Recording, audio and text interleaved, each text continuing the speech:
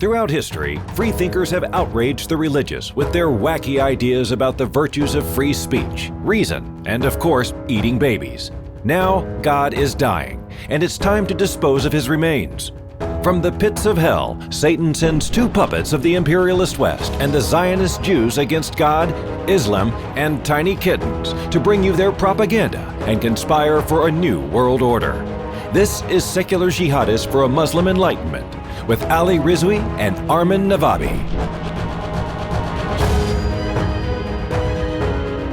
Welcome everybody to another episode of Secular Jihadists for a Muslim Enlightenment. And today's episode is titled Criticizing Israel, What Isn't Anti-Semitism? So we have a guest who we had before in a completely different context, and he's here again. But let me just talk first about some of the stuff we're going to be talking about. Recent events that have happened. Recently, the New York Times had sworn off all political cartoons in its opinion section. Why? Because it was criticized for an allegedly anti-Semitic cartoon that it published that got a lot of criticism from pretty much both sides of the aisle. And then also, recently, Alexandria Ocasio-Cortez, the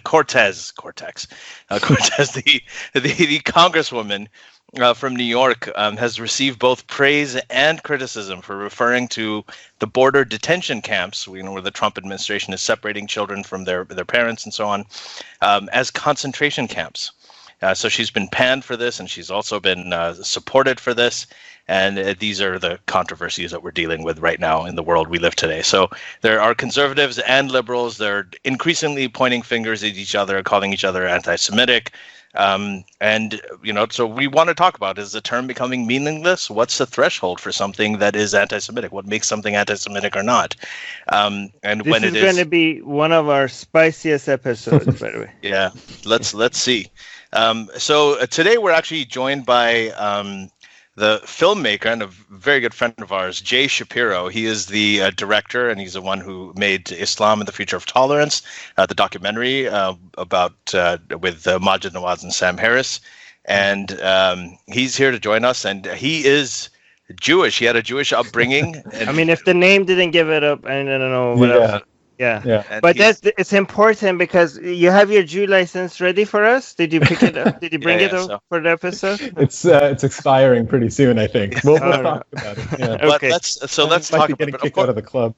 Yeah, but of course he's secular. I mean, he's one of us. So first of all, Jay, I wanted to welcome you to the podcast and say thank you very much for everything that your people are doing in Hollywood, the media, the finance industry. I think you guys are and for sponsoring our show. You're welcome. Just make sure you send the check pretty soon, or else, Wait, it works the other way around. You're supposed to send the check. You're funding us. Yeah. You're not doing properly. I'm doing it totally wrong. This joke, by the way. Right. Yeah. This running joke, by the way, that we're starting the show with is actually is probably a really serious topic that we'll get into. Yeah. So the first thing I wanted to say, Jay, is recently, and I want to get into your upbringing and how you're raised and all that, and we're going to talk about some of the things that we were taught, like me growing up in Saudi Arabia and Pakistan, Armin growing up in Iran, about Jews and the kind of stereotypes that we were fed growing up and indoctrinated with. So first of all, you were very vocal about the New York Times cartoon. So let me just. Actually, do you want to go ahead and describe it, the New York Times cartoon that was...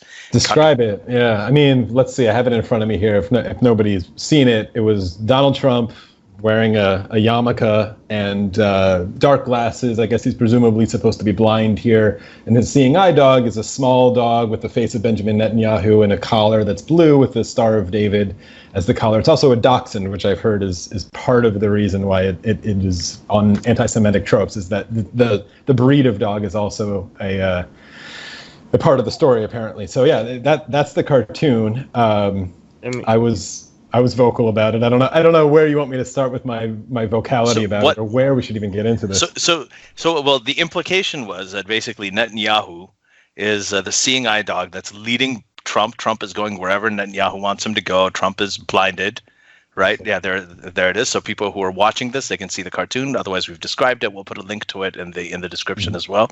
And So he's just being led, and it's a whole idea of, Israel is telling the U.S. what to do, and the U.S. is kind of following blindly, and Trump is obviously populist. He likes going around and pleasing everybody, especially if it riles up his base. So that was the whole point of the cartoon. So the controversy was that this is anti-Semitic.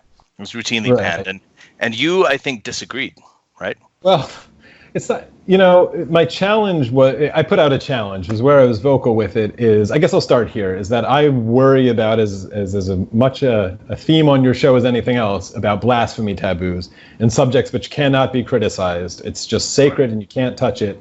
And my worry, and that this will, I'll save my upbringing, but this is not a new worry for me, the worry that a particular blasphemy taboo is arising, if not already just entrenched in society on this particular topic. And when I say this topic, it's my challenge that I put out initially was pretty targeted. It wasn't just, draw a cartoon that criticizes Israel or even the U.S.'s relationship with Israel that won't get panned as anti-Semitic. It was a specific challenge of the criticism of the influence of or by or from the religious sect in Israel, the religious community in Israel, that influence as sort of manifest through the Israeli government and then through American politics.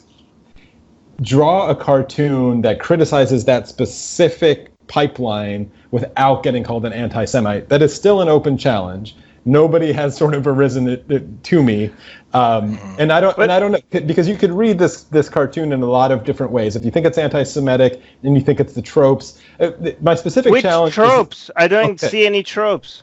Well, so I've heard. Like I said, the dog is German. So, the trope is this: is if we define anti-Semitism, I think Barry Weiss is writing a book about this, and has spoken pretty eloquently about the specific.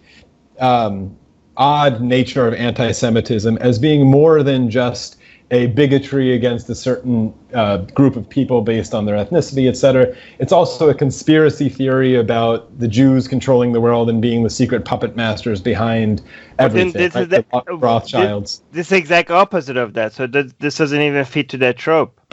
This cartoon. I think the people who are reading it as anti-Semitic are reading it that way of look, the Jews controlling the world and everyone else is sort of the word hypnotized by them. Again, people have to read into this a lot. I don't know what the word anti-Semitic means. People are freaking out about cartoons, but if that's what you think it means, that's the trope that I think they are leaning on. But that shouldn't have been the other way around to fit in that trope. Shouldn't have been Netanyahu holding Trump on a leash for that to be more close to that trope. Honestly, I don't know. I don't know, because I ask them. Everyone freaked out and wrote articles and lost their shit over this cartoon. And my challenge was okay, what about it is anti-Semitic? And if they could give me an answer, I'm okay, change that. Does that make it any better? I don't know. What do you want to change about this cartoon that still holds that same criticism and then no longer makes it anti-Semitic? That's my challenge to people. I had a couple people try. I don't know what it is. Yeah. And so how is it different? So let's contrast this, because I think that some of the differences are very subtle. And I look at this, I think that the Star of David thing kind of really got people. If that wasn't there, it's a flag of the country. What are you supposed to do? Right, yeah, and that makes it a complicated thing. If you don't want people to attack your religion while they're attacking your country, maybe stop putting religious symbol on your freaking flag. Maybe that's your problem. It makes it a hard job for the cartoonist. That's for sure. It does, yeah. So, and first of all, I think cartoons, it started a conversation, and this is, I think it is an interesting conversation. I mean, it's kind of out in the open. Ilhan Omar, right? So she also talked about how, the influence of Israel on the U.S., right? So Trump moving the capital to Jerusalem, he's backing Netanyahu in a way that previous Republican and Democratic administrations haven't done. Since Lyndon Johnson's administration, the U.S., both Republican and Democratic parties have been opposed to settlements. They've been opposed to settlement building and settlement expansions in the West Bank.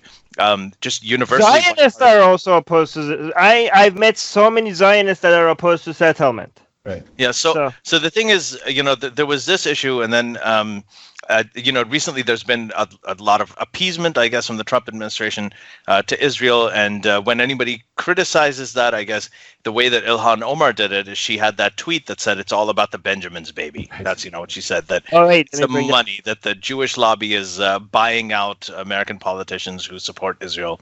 And that was an anti-Semitic trope. And I kind of agree with that. I think that does bring up an anti-Semitic trope. But yeah, there you go. Okay, so do you really think this is okay? I'm actually don't like Ilhan Omar as a politician, but I think that some of the attacks on her are exaggerated. Is this anti-Semitic? Isn't she like, can we not talk about if we had lobbyists, right? Like if we attack Saudi Arabia's lobby groups that are it is all about the Benjamins, but it's not just Israel, it's also Saudi Arabia, it's also many others. Even Iran has managed to get lobbyists. Right. That tweet, it's all about the Benjamins, baby, should be just evergreen all the time in a capitalist world. Like everything's about the Benjamins, and it's probably how is this anti-Semitic? I think it's we've gone just a little bit into this conversation, but it's like we should probably put a pin in the specific phenomenon of anti-Semitism given the Holocaust. And it's just like, because I've written a lot about this too. It's like in that little thought experiment, and this is what, on a pure sort of intellectual level, you're right. Like, can I make a cartoon that says like, oh, by the way, Saudi oil is a huge influence over American policies? Like, of course, like that's obvious. I could probably get away with that cartoon. Depending on how I did it, I wouldn't get accused of anything. People who see the cartoon of the dog and Netanyahu have these images of like Nazi propaganda that would show Jews as dogs, and this kind of like you could always find a Nazi cartoon that like looks a little similar to any kind of criticism of Israel. And then it just like Armin, hold on. Let Jay finish. I mean, you could probably find it. And these are conversations I've had with people in my family about this particular cartoon who kind of just like. It's almost in this way where like they can't put their finger on it. They're like, it just feels anti-Semitic. Although when I do the kind of thing I do of pressing them to be like, well, what would you change to make it non-anti-Semitic? They can't come up with anything. They're like, I think it's the dog. I'm like, okay, if I make the dog into like a cat or something, does that make it better? Like, you start changing the variables, and they're just that's why I think it's a taboo, and it just has become a blasphemy of like this. You just can't touch this subject, period, because we're still too close to the Holocaust. Yeah, there's some nostalgia. So you tell me not to interrupt. Now you're doing it. Okay, Armin, you go first. Go ahead. No, go ahead. But I'm just saying it's not just me. So I was feeling this like a nostalgic sense from our part of the world where you had cartoons, and you had like a big controversy over cartoons. Unfortunately, much more deadly than this. And the second thing is that there was also that blasphemy taboo you're talking about, where criticizing Islam, Islamophobia, there's this whole issue that anybody who challenges the doctrine of Islam in any way is being Islamophobic, or being an issue, even if it's genuinely problematic. And the thing is that what we're seeing with Netanyahu is, a lot of this isn't even about Israel. It's about Netanyahu. I mean, Netanyahu he had an unprecedented election result where he could not form a majority government because he doesn't have enough support from his own people in the party. Are they all anti-Semitic because they oppose his policies? So it's a pretty fascinating thing that's going on. Yeah, the difference. I mean, the simple retort that always comes my way and everyone's way after you see this kind of thing is like, there's a way to be anti-Israel or criticize Israel without being anti-Semitic. Or the people who say there is no way. Like this is an ongoing conversation. And my challenge is just like, well, of course there's a way, and show me. But mine's a little more specific of like, criticizing Israel's policies without being anti-Semitic should be pretty easy. But criticizing what this author is trying to do, or this illustrator is trying to do, and what Ilhan Omar was trying to do in that tweet, is criticize something more specific than just Israel has a right to exist or not exist or whatever, or its expansionist policy. It's a pretty narrow criticize the religious rights. Again, like I'm being careful with my words. I don't want to say stranglehold. I don't want to say hypnosis. I want to say influence, because that's the fucking word in the dictionary. Yeah. Influence that goes through a certain pipeline. This isn't like a conspiracy theory. It just is what it is. that manifests itself in American politics and in a lot of foreign policy. Criticize that pipeline. Is there a way to do that without being anti-Semitic? That seems to be damn near impossible right now. And Armin, you were just there. Yeah. If you're going to try to criticize something like settlements and the expansionist policy and maybe the, let's say, one-state solution fever dreams of someone like Netanyahu to sort of just like take the West Bank or whatever it is, if you think that's sort of a thing, you've seen the settlements. You tell me the kind of people who would actually want to live in those settlements. These are not people like you and me. These are not these are people who I would say are pretty much religious maniacs. Like, have you've seen them? Like, you've seen the settlements in the West Bank and what they actually look like? Yeah, well, they're getting better, but they're sending a lot of security there. There's a lot of advertisement about them, and but these are not like living in like Orange County. Like these are very, these are places where only a certain kind of personality would live there. And probably the people who you met who are Zionists and very anti-settlement probably look at those people like, these people are fucking lunatics. Right. But they think there's only a religion. They think the secular Zionists, they think this is all about religion, and the settlements is not about security. And those people, the people who are living in the settlements are quite. If you build a settlement and nobody comes, like that's a problem. Especially if you're Netanyahu and you want to he's now in the Golan Heights saying he's like going to name a town after Trump there or something one day. Oh like my God. If you build a settlement and nobody comes, that's a pretty that would be a bad look. Certainly for Israel or for anybody with this. So who's going to live in these places? This is again not a conspiracy theory, but you need somebody to live in them. So the religious Jews or the Jews who are willing to live in those places, let's just call them Israelis who are willing to live in those places, are very, very useful politically to Netanyahu. That shouldn't be a controversial statement. And so that usefulness manifests itself. And if this cartoon isn't really sharply criticizing that as well as it could, you could say it's not a great cartoon as far as its effectiveness, but to me that's what it's trying to do. There's obviously there's a lot of talk about people on the left wing and the kind of anti-Semitism which isn't as overt as the neo-Nazis that marched in Charlottesville. The Jews will not replace us and blood and soil, that and the swastikas, but they are. There's another kind of really sort of insidious anti-Semitism that's associated with people like Jeremy Corbyn, the head of the Labour Party in Britain, also with Ilhan Omar, and also with so the Alexandria. So AOC, let's just call her AOC. That name's about. So she recently tweeted and she talked about how the cages or the places where the detention centers where the kids of the undocumented workers or asylum seekers at the border are coming to in the U.S., they're being separated from their parents. We've all seen those stories. I mean, they're obviously heartbreaking.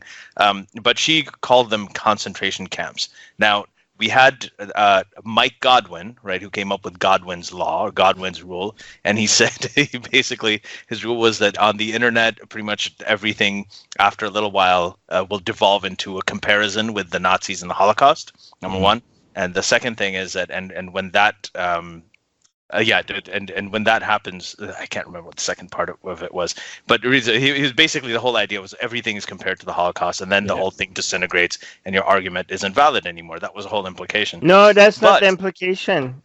That's not Godwin's law. Godwin's law is not that you're wrong to compare it. The Godwin's law is that at some point you're going to compare it. Yeah, at some point somebody. It's not people confuse it with the logical fallacy. Nobody said it's a logic. It's a Godwin law, not the Godwin fallacy.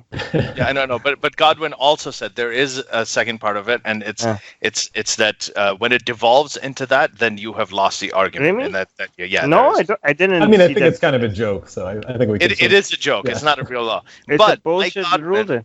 I have to say, in 2017, on August 13th, and this is around the time the whole Charlottesville thing was happening, he tweeted, this is from Mike Godwin himself, the creator of the law, quote, "By all means, compare these shitheads to Nazis. Again and again, I'm with you," end quote. So Godwin has kind of gone as he's given Godwin himself. Yeah, from Godwin himself, from the mouth of Godwin. Anyway, so I don't think that's part of Godwin law that whoever brings it up has lost. Oh no, that is. It's more like Think of it more like a drinking game. Whoever brings it up loses the drinking game because exactly. If people think this is whoever brings it up has lost, that's wrong because the thing is lost that the argument, but lost the game. We're talking about what Godwin says. Armin, you have a completely different take on Godwin's Law and the cartoon than I thought. No, but I'm disagreeing with Godwin right now. If that's what he's saying, because I think move on from Godwin.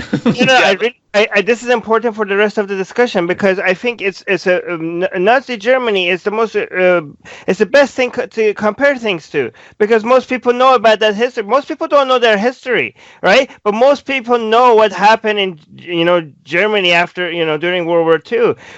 If I compare things to like communism or Stalin, most people or Genghis Khan, people don't know the details, right? If I want the evil, if I want the Hitler is the best one. People know his story. People know what he did. People know what happened in the camps.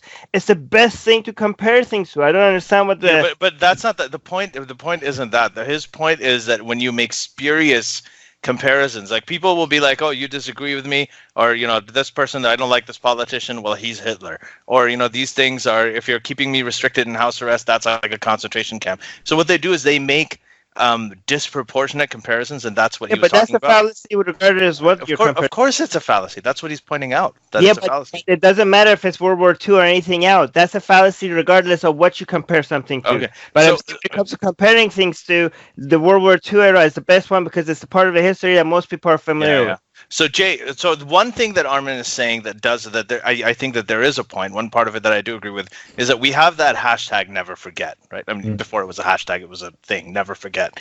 So how do you never forget if you can't occasionally draw parallels between something that we don't want to forget and something new that's happening that we want to prevent? You know what I mean? So that's another point that I think of sometimes. So I think that was kind of the spirit behind what AOC was doing, but I also think it was obviously disproportionate and it was over exaggerated. So, what's your take on it? Yeah, I mean, to give her a little credit there, or like wiggle room, is she didn't say Nazi Germany. She's now, whatever. This is, I think it's kind of silly because she and Liz Cheney are just acting like children on Twitter. And this is part of sort of like the Trump devolving politics onto Twitter that we take it too seriously. Oh, no, like, Jews are a great propaganda tool. That's you interrupt as well, not just me. That was a okay. Anyway, go on. Sorry. AOC. I mean, if you watch the original clip, she's using hyperbolic language to pull in a comparison to underline just how outrageous she thinks the situation at the southern border is. She says concentration camps.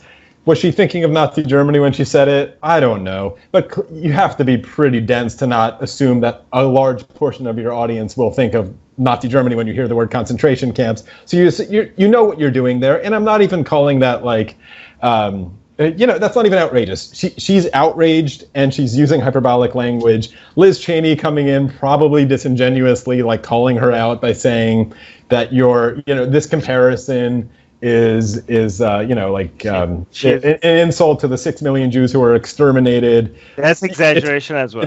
It's exaggeration what she was doing, and then AOC doubled down on it and did this weird move that I had never heard before of saying using the word exterminate is co-opting the language of your oppressors. So like you're the one who needs exterminate. Yeah, that's what she. It's like let me bring it on the screen actually. But the whole thing was really just like a childish, stupid thing. And now we're all arguing about like what a concentration camp is instead of actually doing something about the southern border, which probably needs, a lot more attention. Yeah, this is their dumb little. Well, you can find AOC's response to it, but yeah, this apparently was some sort of, But look, everybody is trying to find their Jew friend to come and agree with them.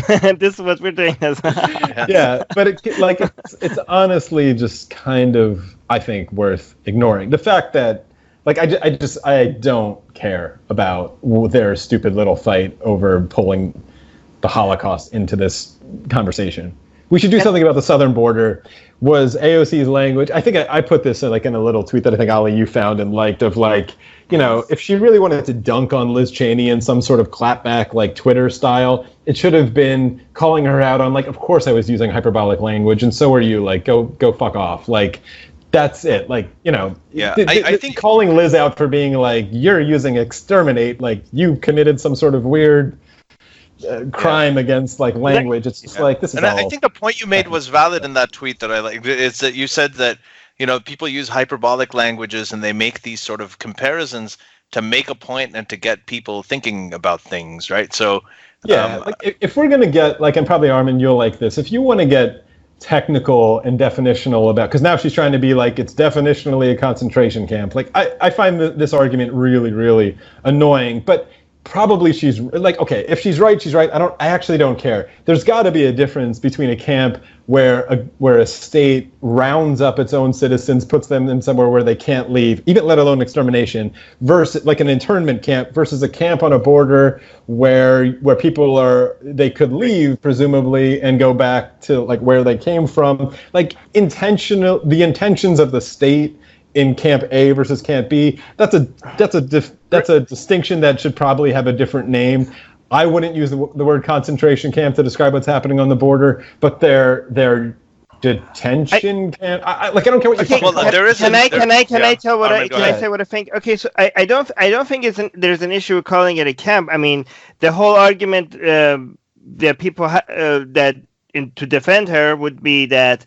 Nazi Germany didn't just start with putting people, in gas chambers, right? It started something milder, so we need to always fight these things when they start. And also, if we want to take away calling things concentration camps, then we can't call what Chinese is doing to Muslims, right? We can't call that concentration camp because they're not putting people in gas chambers right now. But that is a concentration camp, and we need to that one is right. Like the difference between China and the Muslims because they're rounding up their own citizens versus like a border where you're exactly so. Detention center, it's like a really horrible detention center. I think the problem with they're both terrible, like they're terrible, and the situation. I mean, they're terrible on a different level. Obviously, Nazi Germany way above all of this.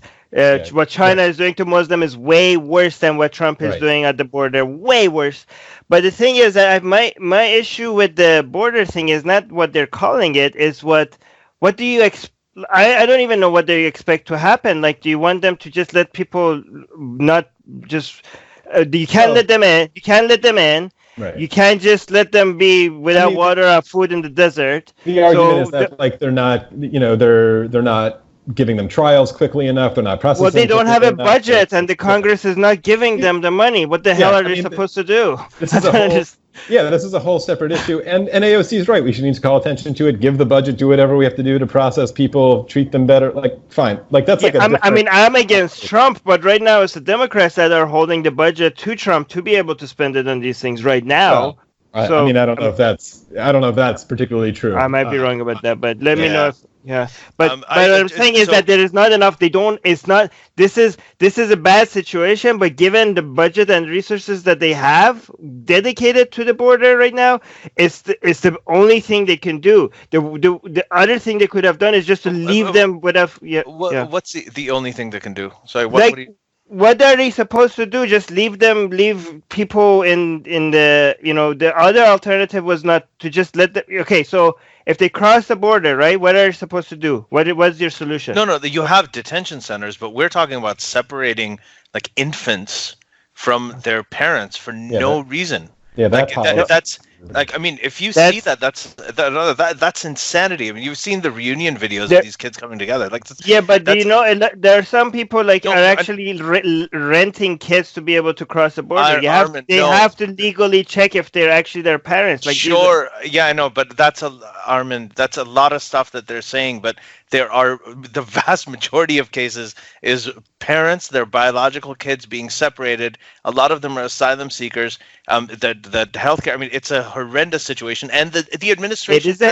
By the way, the administration has admitted that they're doing this as a deterrent to stop people coming. So, sure, it's fine if you want a deterrent to stop people coming. That's okay, but to actually separate kids from their parents to do that in that way, a lot of these people, the people that are coming, the Saudis would do. Ali, the people that are bringing these kids, they are the people that are putting them at risk. I would be in favor of a deterrent. They shouldn't. I don't know. Mexico is safe for most of these people. Mexico is a safe place for most of these people. They're putting it. Yeah. Anyway. Armin, I think those are the Fox News talking points, Armin. I'm sorry, but I haven't watched Fox forever. I don't watch Fox. No, I know you haven't. But the thing is, like, there's stuff. I've heard all of these arguments, but I know that I know where the issues are. A lot of these people are running away from situations that are deadly, and they're going into situations where they're being. I mean, the point is, there's better ways to handle it. In the original country, not in Mexico. Okay. Well, anyway, that's not the conversation that we're not going to go into that tangent. Right. Last thing on this topic. George Takei. George Takei is a Japanese American, way senior citizen, activist, celebrity actor. So he responded to AOC as well, and he said that, quote, "I know what concentration camps are. I was inside 2 of them in America, and yes, we are operating such camps again." And he's talking about when the U.S. rounded up Japanese people and put them in what they called them internment camps. But he's calling them concentration camps as well. So there's a... Obama had cages for children. It is a childish... Huh? Didn't Obama have cages for children as well at the border? No. Let me just put... Let me put, because this goes back to Ali's point from a while ago. The danger of all this kind of rhetoric, it's like we've learned nothing. There was a few good articles when Trump won that were, for a minute there, a little self-reflective by the media, kind of reflecting on the language that they have used in the past to describe other elections and other candidates. And this is a simple point, it's been made a lot, but it's probably worth repeating again here, is if you called John McCain the devil and the worst candidate ever and, the next Hitler, and you called Mitt Romney that, there's no words left. If you've already pulled out Godwin's, Trump card, that's a problem. Pun intended, there's nothing left to call Trump. And people get desensitized to this kind of thing. So it's why these conversations in the language is important, that if George Takei is saying that, then, And he's lived it. He has lived it. He's lived it, but he's not living this one. And it's just like, where do you go if you're calling something that it's 100% on the 1 to 0, 0 to 100% bad scale? Well, then you're at the top, and so there's nowhere left to go. But it can clearly get a lot worse than what's happening at the borders. I mean, that's why what Liz Cheney maybe disingenuously was trying to do was to call out of like, come on, this is not Nazi Germany. It's bad. We should do something. But like, let's save some of our language for when that actually happens. So then people will respond, because people get desensitized by hearing, this person's Hitler, this person's Hitler. If everybody's Hitler, then nobody's Hitler, and then never again becomes again, because then Hitler shows up in a crowd and you don't have any words left to alert any. It's just boy who cried wolf kind of basic psychology. So that's why this conversation is dangerous. Okay, and another reason why this conversation is dangerous is because Jews were living in Germany and Hitler put them in concentration camps. Well, that was their home, and they were arrested.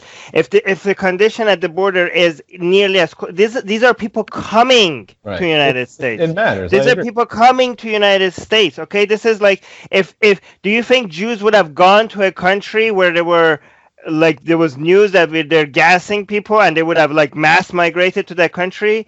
Like whatever they're coming from is already way worse than whatever they're gonna have to deal with. No, I agree. There should be a different word for it. And to AOC's credit, she's now at least a little bit pulling back, like, call them what you want, interim camps, whatever. Does that make it better? No, that's dismissal of not taking. Call them what you want. Like I'm not gonna tell. No, listen. Yeah, I think she already made the mistake. And if you look at the hero worship that happens around her, and the people like crazily coming to her defense over the weird exterminate call out line, she's already done a lot of damage. I'm with you, but like. I'm actually more concerned with we don't have smart people leading a lot of these really delicate conversations, and it's a problem. I think right now both sides is interested in finger pointing rather than getting. I think the situation is bad at the border. It's not as bad as most people think, but it's still very bad, right? But they need to send money to it, and they need to go and make the conditions better, and they need to find deterrence that is not they need deterrence, but not deterrence that involves people suffering, right? Sure. The best deterrence, of course, we know is that it would be great if Guatemala was a great place and they didn't want, because that's not in United States control. Most of the immigrants are not coming from Mexico. They come through Mexico. But yeah, well, it's not in our control. But that would be the global. Would be a wall, that people won't suffer, and it's a deterrent. So some people say, well, that's why we need a wall. No, the wall should be a part of the conversation, of course. If the wall can prevent people from being in a shitty detention center, yeah. And this is that's not sacrilege. That's something that until Trump came along, Democrats talked about. They talked about offense. Hillary Clinton talked about having offense at the border. And now it's just become so toxic. We've drifted quite far from the Israel. We have. Let's not. No, but you guys, I just want to show how tribalistic this become. Like, you guys saw that one thing that went viral was a picture of the kids in cages, and people were sending it around. Like, look what Trump is doing to children, and then they realized actually this is a picture from Obama era. Right.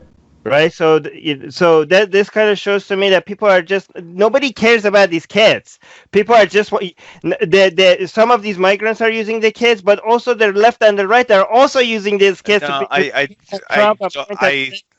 Everybody's just using that. The kids. Does not mean it's not happening. That does not mean it's a legitimate. Did I say it's not happening? No, I know you didn't. I'm saying I know that there are people, but I do think that most of the people who are talking about this and concerned about it and outraged about it, they're not just doing it for political purposes. I think most people are using the anti-Semitism thing. I think they're doing it for political purposes. They're bringing in the comparisons to the Holocaust. Yeah. They're doing all of that stuff all the time, right? And they're doing it for political purposes. But I think this is a genuine, outrageous issue. This is something that outrages me too.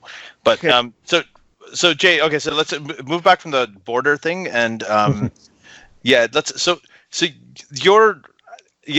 let's talk about your history and why you feel strongly about it, your background, how you grew up. I mean, you had a sort of Jewish upbringing. You're New York Jew. This becomes part of the conversation. Sorry, I was going to say if I even use the term. Jew. Huh? No, I'm from Pennsylvania. No. Oh, you're from Pennsylvania. Yeah. Well, yeah. All right. So I'll give you a little crash course, because I don't think my story is rare at all, which is why I've also felt compelled to talk a lot about this. I grew up in Allentown, Pennsylvania. It's just a big suburb, close enough to Philadelphia and close enough to New York to sort of feed both. So grew into sort of a mega suburb. If you've seen the movie American Beauty, you're sort of picturing something in the right vein there. So what's called conservative Judaism. So the word conservative is a little misleading there, and I know I have to clean that up a little bit. There's sort of three tracks of Judaism generally. I know there's smaller sects, but of Reform, Orthodox, and then in the middle, conservatism. You could almost view them as sort of just on a gradient of just how strict that people adhere to the traditions. Conservative Judaism that I grew up in, I went to a temple called Temple Bethel. It's like high holidays and occasional Shabbat. So there's a couple big holidays on the Jewish calendar. We would show up at them. I would go with my dad or my mom. We would do dinners like Passover, the big holidays. Hanukkah we would do in sort of the American style, almost looked like Christmas style. And very occasional Shabbat. I had a bar mitzvah. I was also confirmed. My mom bribed me to be confirmed by promising to buy me a mandolin if I stuck through it, and she did. So this is the kind of sort of upbringing I had. I was always an atheist as far as I can remember, and that was also easy. My parents also both theologically atheists, but very much called themselves Jews. Backing up even further, I guess I'm a third generation American. All of my grandparents were born in America, but their parents all were not. I think I've got that right. Or my mom's were. My father's weren't. So 3.5 generation American. They all left Europe and what is now sort of Ukraine earlier than sort of the Holocaust era stuff and sort of the first wave in the 1900s, 1910s. So Russian a little bit. No, I'm kidding. There you go. So sort of the writing on the wall, Jews who came over earlier and established their lives here. But there's entire swaths of my family tree of what would be now, I guess, second or third cousins who don't exist and were totally wiped out in Auschwitz and in the Holocaust all over Europe. Just like almost every other Jewish family that ended up in America, they all have the same stories. I have great uncles who survived Auschwitz, many who didn't. So that's sort of my upbringing. And I'll fast forward to sort of like what my upbringing looked like in a regular suburb with a decent sized Jewish community in Allentown. I was always told, I'm going to bring in the other Shapiro, Ben Shapiro, and the tweets that he put out. Your cousin. Yeah. My cousin, yeah. Unrelated, but yeah. I'll start with this because this is a good way into sort of like what my teenage years may have looked like. When he sat with our other good friend Dave Rubin and said, like I wouldn't attend an interfaith marriage between a Jew and a non-Jew, even if it was my family member. And I, like many other people, saw this and sort of called out Dave for just sitting there and taking that or not calling that out. Wanted to get into the mind of Ben a little bit, and I maybe snarkily at first tweeted out basically like if you went to a wedding and someone told you, hey, cousin Ben's not here because he thinks, this like secular Jew and this ex-Muslim getting married to each other is a sin, and so he's not here, what would you think of Ben? And after some tugging and pulling, most people sort of saw, like, I would think he was kind of a dick for not showing up. But then to be a little more generous with what probably is going on in Ben's mind is this, because this is what I was fed growing up, is cousin Ben is not here because he views interfaith marriage as the biggest threat or one of the biggest threats to the survival of Judaism in the future, and that's really important to Ben. And so he doesn't support this because he thinks this marriage is in some ways adding to the future disintegration of Judaism, and so he just doesn't want to be here. That would be like the nicest way to frame what's probably going on in Ben's mind, because when I was growing up, I have a older brother, and when we were sort of getting into like the dating ages, it was always kind of expected that we would end up with a Jew or date Jews. It was never like explicitly demanded of us from our parents, but it was always hinted at. We always knew which one of their friends who was Jewish and not with a Jew. We always somehow knew that in the family. It was always knowledge that was talked about with sort of a little, air to the judgy conversation, a little judgy, a little bit sort of like, cringiness to it.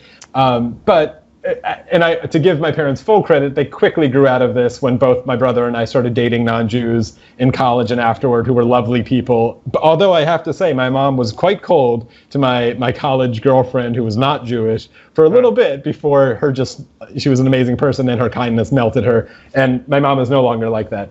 But that was and your mom is religious at all? Well, theologically, totally atheistic. And this is why it's going to be important to, like, what does Judaism mean? Is it a religion? Is it an ethnicity? Ooh. And, like, getting kinds of these, which really complicates the anti-Semitism thing and is a big difference between the Muslim conversation. Right. Your book, right. Ali, the Atheist Muslim, is a title that, like, is either funny or snarky or optimistic, but writing a book called The Atheist Jew is like... It's reality, yeah. It's reality, right? So, like, that's a conversation, and we'll talk about, I can tell you why, and what my mom pins her atheism to, which is interesting. But just to sort of, like, wrap that up, this notion of don't break the chain is breaking the chain of Judaism or keeping the chain going is almost the like tenet of what it means to be a Jew, is keeping the chain going. And that does mean keeping up the traditions and maybe marrying a Jew, and don't break the chain. You don't want to be the one who breaks the chain. And even on top of that, to add some of the famous Jewish guilt to it, think of how terrible the Holocaust was and how everybody's always trying to kill the Jews, and your ancestors who like survived all this, you would be like spitting on their grave to be the one who breaks the chain. So it's even an extra layer of sort of guilt and this kind of like, you have an obligation to continue the thing. Right. And that's probably really what's going on in Ben's mind. And frankly, that's probably what's going on, not just in Judaism, but with a lot of just normal psychology of religion and continuing to be religious. There's the theological aspect, but there's also this whole psychological continuity of community that we need to talk about. In Judaism, it is exaggerated to a if I had to say like what are the tenets that I grew up about Judaism, it's that I just described of this chain and not breaking it, and then the never again that we've already brought up. That is the thing. The never again becomes the like rallying cry and the equivalent of the highest prayer that you can sort of deliver in modern American post-Holocaust Judaism.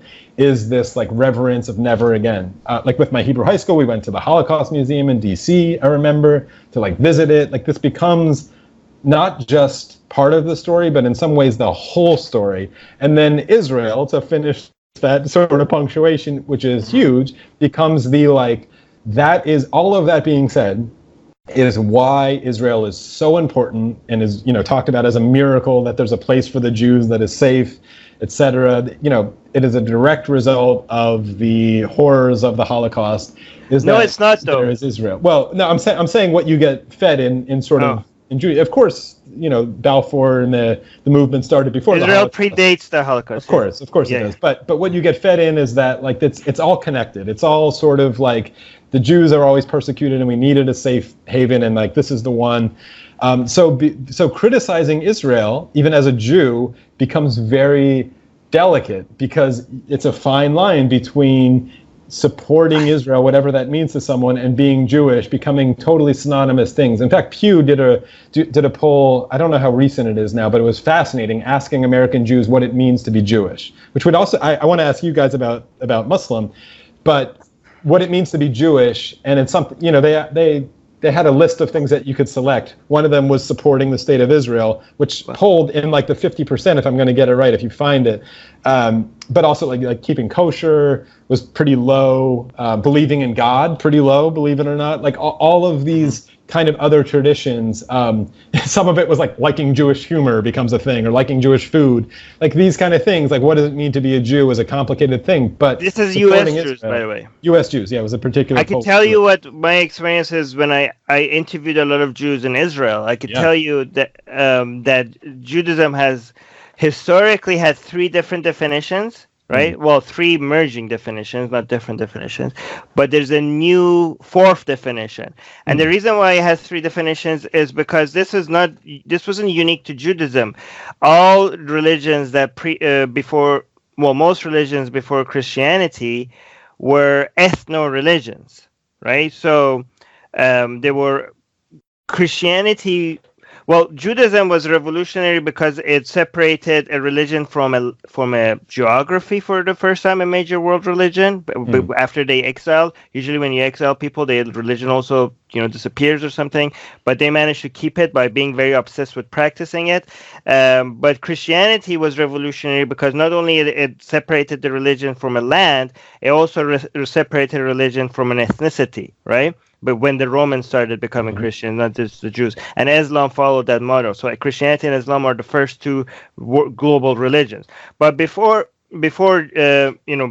Christianity, most religions were ethno-religions. Like Judaism was a religion for the Jews, the Greek gods were for the Greeks, the Roman gods were for the Romans, the Persian gods were for the Persians, the Egyptian gods were for the Egyptians.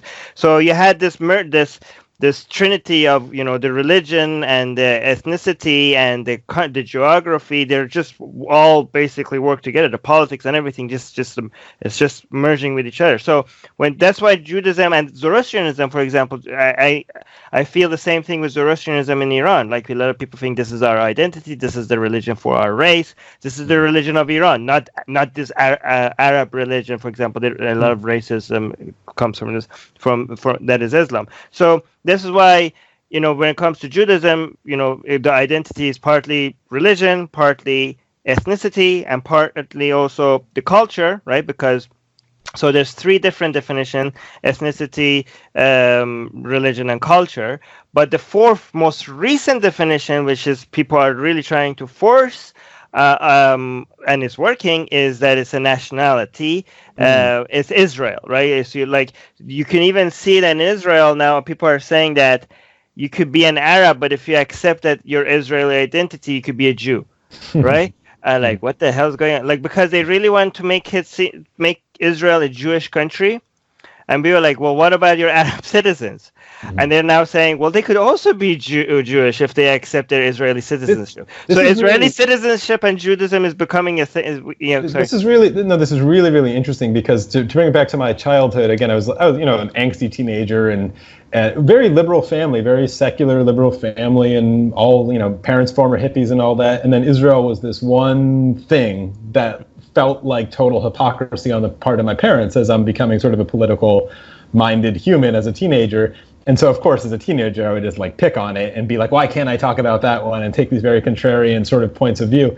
But where it sort of manifests is that I would hear what I've described in my last answer as very overtly that the biggest threat to the survival of Judaism is something like interfaith marriage, where I, as this teenager who was maybe able to see my parents a little better than they could see themselves and notice this hypocrisy, would answer almost what you're getting at there of, no, the biggest threat to Judaism is the hypocrisy of values that I'm clearly seeing here. I mean, it's a really interesting analysis you gave of if Judaism is going to be this open, global, non-ethnic kind of I don't know, liberal-minded, almost social justice-y thing that my parents wanted it to be, but then you seem to be in promotion of this very right-wing, almost ethno state to define it. That felt like just total hypocrisy to me as a teenager, and I'm like, that's the thing that the center won't hold. And that's the threat to Judaism. The kind of shit that I get from other Jews,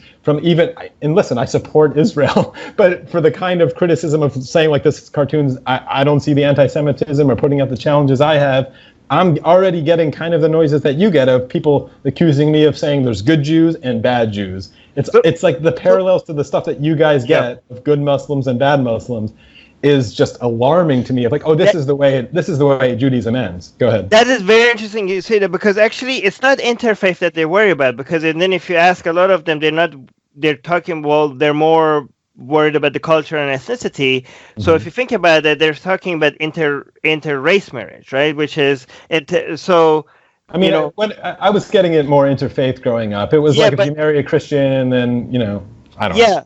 I mean, it sounds though a lot like what the alt-right is worried about, the white race disappearing because of interracial marriage and stuff like that. And they also, I mean, a lot of them are asking for an ethno-state, but to defend them, ethno-states make sense if your race is being targeted. You know what I mean? So I don't think an ethno-state for white people doesn't make sense, because white people are not being put in camps and stuff right now, right? Mm-hmm. And nobody's hunting them down and trying to commit genocide, or other than the loose definition of what white supremacists have defined as genocide. Not that, but the real genocide. Nobody's, But I do think that if a certain race is specifically targeted for mistreatment, then only in that case an ethno-state makes sense. So that's why I think the formation of Israel made sense as an ethno-state, but to keep it as an ethno-state doesn't make any sense anymore, because Jews are welcomed in the United States. They're welcomed in Canada. No Holocaust is happening anymore. Right. So creating an ethno-state as Israel makes sense, but keeping it an ethno-state doesn't make sense. This goes to your point of also in my upbringing, the ADL, the Anti-Defamation League, was a constant source of calling everything anti-Semitism. This is not, in my experience, again, this is not new, the phenomenon of everybody calling everything anti-Semitism. The ADL would do this all the time, and it was almost a joke because of what you just said of like, are we being persecuted again still? Like the victimhood narrative of like every Jewish even holiday is like, there's a funny joke in Judaism of like every holiday is the same. It's they tried to kill us, we survived, let's eat. It's like the same fucking thing. It's like Passover. Every single one is the same story. Even like Hanukkah becomes like, it was a miracle we survived. Every single one is this victimhood story. And if you lose that story, if that becomes the central tenet of what defines you, that's a dangerous thing, because it becomes, if anti-Semitism is actually, if the Holocaust is over and anti-Semitism is actually not this like ridiculous threat all the time, like, well, what then binds us together? What holds us together? And that's becoming sort of a danger in the sort of like definition of what it means. But everybody uses that, not just the Jews, right? Like when I think I'm hoping 20 years from now, when ex-Muslim situation is a lot better, I think our community is going to keep telling people that we're still being harmed, even though maybe we're not 20 years. This is not unique to Judaism, but what is unique, as you pointed out, is that there is an actual Holocaust, and so the claims are very, very salient, and there was, and maybe rightfully so, very salient. And like you're saying, so now how do we like I'll give you another personal anecdote from my family, because there's costs to this that become very emotional. Like, we're speaking a little bit esoterically, but I want to bring it to like a personal thing. Again, I had an Uncle David, great uncle. He survived the Auschwitz, very strong until the end of his life. Like a strong dude, probably the only reason he survived. He was really strong and a good worker. His entire family was killed in Auschwitz. The entire family. He was the only survivor of it. And I remember at a family gathering when I was a teenager still, talking to him about what he remembered there. He was pretty young, but he remembered a lot of it. And he told me what he did after the Holocaust was over in Germany. Auschwitz, he was liberated and his entire family was dead. And he was like, I am moving to Israel. There's nothing left here for me, right? Your entire family's dead, and this is a country that's a mess. I'm moving to Israel. This is the place to go. He moves to Israel, and as we all famously know, like, it's formed, and on day one, they're at war. And he told me, sitting there, he told me that he had a ton of anger in him, and he joined the military, and he just wanted to kill a lot of people. And he killed a lot of brown people. And he said this. He's like, I just wanted to kill people. And that's fucking terrible, right? And later in his life, and he's telling me this as an old man, he knows this is awful, but in some terrible, fucked up way, you can understand the psychology. This isn't to excuse any of it, of course. Yeah, explaining things doesn't mean excuse. Explaining and excusing are two different things. Yes. Or promoting, right? We need we need to just scroll all the time. Right. But the psychology of anger, and what are you going to do? Go kill all the Nazis? Like, no. The people in front of him, where he was given a gun, were brown people, were Palestinians, and he killed a bunch of them. And the psychology of that is very real. Obviously, we hope that has dissipated, but you can map Uncle Dave, who's now dead, you can map my Uncle Dave onto the global conversation of Israel in a way that maybe brings it back to, like, again, we're talking sort of intellectually here, but so emotionally charged and real, and maybe not in a helpful way. Maybe that's what gets us into trouble, but you bring up, maybe in this weird way, this does tie it back to like AOC, because it's become this card that you play on the table that is unbeatable, because it is so emotionally heavy. Like, what was I going to do sitting there? He knows it's terrible, Dave, but he's like, they killed my entire fucking family. What did you expect me to do? It's just like a psychological wound that Jews and Israel. Like people who go through horrors often. Ali, can you stop? Can you do that thing in the back? Can you stop blurring your background? Yeah. Oh man, you look great. Yeah. I thought I'd get away with it, but okay. So I wanted to ask that there's a third tier to this, right? So there's like attacking Judaism and Jews is one thing, or well, attacking Judaism and attacking Jews is actually two very separate things.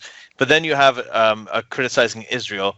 But now you've got this Netanyahu element. Okay, so Netanyahu is like Israel's longest-serving prime minister, right? And that cartoon specifically called out Netanyahu. Netanyahu has done actually something amazing. It's if I was an Israeli, I'd be very upset about it. The U.S. always almost unconditionally supported Israel, bipartisan, Democrats, Republicans, everybody did. The Netanyahu has kind of played his way, when he came and he addressed Congress and all that. He has divided, the support from 100% Democrats and Republicans to basically now, he kind of went and gunned for the Republicans. I have no idea why. I predicted this as a teenager with my parents who were super liberal hippies. I'm like, do you see Israel aligning itself with the far right here? Like it's been... No, but it's not even the far right. It's just that he cut his support in half. You've got 100 people supporting you, and they're all going to their what do you call them? The word's not coming to me. They're constituents, right? And they're talking to them. They're like, we support Israel and everything. And then this guy comes in and he guns it for the Republicans, pisses off the Democrats, and now you cut it down from 100 to 50. So that's one thing. The second thing that he's doing is that he doesn't say it out loud and overtly all the time, but he is gunning for a one-state solution. He's expanding settlements, doing all of that. He wants a one-state solution. Avigdor Lieberman, the guy who runs with him, he's also like a hardline kind of guy. Now they've fallen out a bit, but I don't think he wants the status quo. The one-state solution would end Israel as a Jewish state. So that's what I'm trying to say. So he's got I have this thing that I think that Netanyahu, in a way, criticizing, when people say criticizing Netanyahu is anti-Semitic, Netanyahu may actually be a bigger threat to Israel than, or survival of Israel as a Jewish democracy than even Iran. Because if you have a one-state solution, Arabs have a higher reproduction rate, right? They will become more than 50% of the population. So you have two choices. Either you give all of the Arabs a vote, right? In which case you have another Arab country, right, along with all the other ones you have. If you don't give them a vote, right, then you remain a Jewish state, but you're no longer a democracy. So Israel, in time, this is what they call the demographic time bomb, is that in time, if we keep going with the settlements and we keep going with, the one state, trying to go with like one big great Israel, it's not going to be, it can be Jewish or it can be a democracy, but it can't be both. Can I pose, I mean, no, it's great analysis. Can I pose, and I agreed with all of it, but can I pose a question like back to you guys in a way of, because when I started very recently deciding like I need to talk about this stuff a little more, a lot of it was because of a lot of the things I was seeing coming out of the ex-Muslim community specifically about coming to Israel's defense or attacking anti-Semitism in a just a very quick way, that to me, as someone maybe who grew up with it and a little closer to it, feels like and felt like an overcorrection of almost performing some sort of like exorcism of like, I need to perform to myself and my former self and maybe my family members or my former community that they are wrong about this and Israel is not the devil. But inadvertently, they end up overcorrecting and calling things out.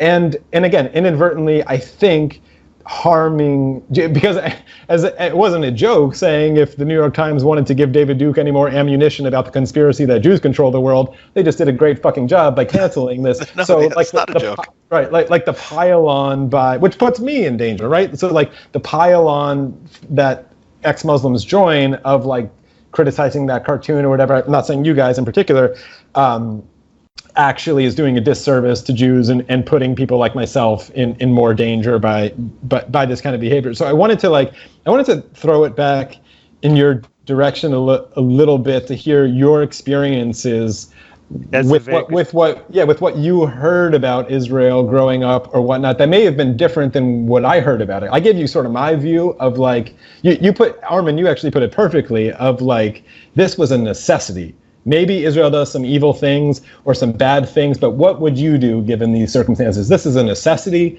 and you have to support it. You can criticize it as a Jew, but you have to support this, or else you're not a Jew. You just don't understand sort of like what Judaism is about. That's how I viewed Israel. I didn't even get to like that. I went to Africa instead of Israel as a teenager, where all of my other friends were going to Israel. Birthright, funded by Sheldon Adelson. The entire machine is built to establish a connection between American Jews and Israel in an emotional sense, especially in their vulnerable teenage years, that will last a lifetime. And this is a huge part of, and I've been to Israel many times now, this is a huge part of what it means to be Jewish, is that experience. And I don't know the view from your world that comes into it, but and actually just to tie that to one more thing, because the ex-Muslim community that I'm very close with and friends with have no love lost for religious maniacs, right? Like it is no holds bar for religious maniacs of all stripes. And then I'm pointing, this cartoon might not do it perfectly, or maybe it does. I'm pointing to like, hey, there's a religious group of maniacs that are getting a pass from you and from the entire world under the shield of this anti-Semitism thing that Netanyahu is very savvy and knows how to use. Netanyahu is thrilled every time this comes up, because I would contend that, as I purported to do before, that these are necessary pawns in the game to literally move into the settlements, to do this kind of thing. If you zoom in really close on the election map from 2016 in Brooklyn, the place famously that has more Hasidic Jews than Israel, where I am right now, you can see the red communities and you can guess who lives there. Like these are people who are it's not, maybe it's a secret to ex-Muslims who aren't as familiar or close with it, but this is not a new conversation for me as this angsty teenager in Judaism. So it seems to me that there's a group of religious maniacs, I know, Armin, you're not guilty of this, but that are getting a pass from a large segment of the ex-Muslim community that seems like just performative, kind of like, look how much of a non-former Muslim I am. I love Israel. Yes. Can I? Yeah, you do it, Armin. Okay, this is a good question. So this is a lot of like within the ex-Muslim scene, especially from what I've noticed, because I am very active right now in the Iranian ex-Muslims and atheists, and they have positioned themselves, because we grew up with Israel is the devil. Like, Israel is like the worst thing that you could possibly like. We don't even hate Yazid and Iblis as much as we hate Israel. Like, they try to teach you, right? When I actually landed in Israel, like I had a moment of shock. Yes, because I was like, it's nice. I'm actually in Israel. Like, I couldn't believe it. Like, we were in a taxi. We're gonna go to our place, and they were just chatting, and I was just looking at the window, and I kept every 10 for 15 minutes. I was looking like, guys, we're in Israel. Like, I couldn't believe it. Like, oh, they have just taxis and car. Like, this is like there's people don't like it's. I knew I should have gotten over that, because I mean, I'm an ex-Muslim. I'm an atheist. But I just being in Israel after so many years of brainwashing that this is the center of all evil was very weird for me. Like, just everything is normal, and we're just driving in a car, like in Israel. Like, I actually have a video of that I'm gonna post that at some point. But let me tell you. So I'm gonna actually show you so the overreaction to that is that the people that are now have given up on Islam in Iran, outside of Iran, Iranians, for example, and that hate the Islamic Republic of Iran, they hate the government, they now have a position that they love Israel. And they love everything about Israel. And I'm not, just to show you guys, I'm not making this up. This is a poll. Let me know when you see it. All right. So do you see it? This is a poll by a woman in Chador. So because she's in Chador, you know that she's religious, Iranian from Iran, right? She's saying that a group of traitors to Iran, like Iranians that are traitors, are using the hashtag Iranians love Israelis. Okay, and then she says that we know that friendship with Israel is a crime, and then she says, I am be sure that most Iranian Muslims do not agree with this. What do you think about Israel? And then the first option is I hate Israel, which got 19% result, and the second option is I love Israel. And 17,900 people voted. This is around 18,000 Iranians voted, and 81% responded that they love Israel. Right? Yeah, and that was 1-9. Like 19% said they hated it. 19. Sorry, what did I say? 19% said they hate Israel. 81 said they love Israel. So majority of people, they said Iranians. They said and again, this is not scientific. Twitter users are a little bit more liberal Iranians, right? So, but just take this with a grain of salt. But it does show that there is a major pushback, at least. Like, and I'm not saying take these numbers as if they reflect everybody, but it just shows. And the thing is that in a show I had in Persian, in an Atheist Republic Persian show, which atheist Iranian watched that show, right? I told them, like, look, these are the problems with Israel, right? Like, I went to Israel. Religion is making a major comeback in their politics. The religious community is using, like, forget the Israel-Palestine stuff. Like, the main threat to Israel is not Palestine. The main threat to Israel is the Orthodox Jewish community in Israel, right? Yes, there was a great article in the Wall Street Journal about that the real challenge in Judaism is secular Jews versus religious Jews. Yeah. And they are winning. The Orthodox Jews are the minority, but they are so clever. They are going after two main things. They're going after the army, and they're going after the kids. Okay? But wait, can I pause you 1 second right there? Like, what you just said of even the tone of the voice of like they are so clever talking about religious Jews, this is where the alarm bells of anti-Semitism go off. And that I'm not accusing you of it, but I'm just telling you, like I could hear my mom in the back of my head being like, oh, like, is he saying like, they're these so Jews clever. are like so sneaky and like, this is why it's become so delicate, because you said nothing wrong.